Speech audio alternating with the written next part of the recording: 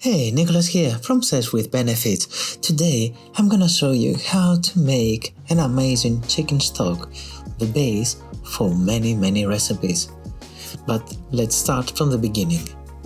For this recipe we are gonna need 2 kilos of chicken wings, 2 sticks of celery, 2 leeks, 2 medium onions, 2 large carrots, bay leaves, parsley, black peppercorn and plenty of water. We begin by roughly chopping the celery, leeks, onions and carrots. Then we put in a casserole the chicken wings, we cover it with water and bring it to a boil. We leave it to have a lazy simmer.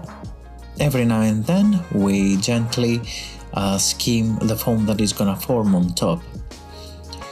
After about 2 hours we're gonna add the veggies, the peppercorn, the bay leaves, the stalks of the parsley.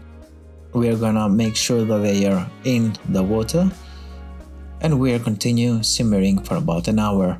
Then we pass the stock from a fine sieve or a strainer.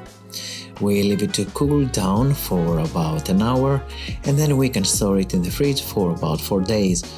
You can use it as you want or separate it in small portions and put it in the freezer up to 3 months.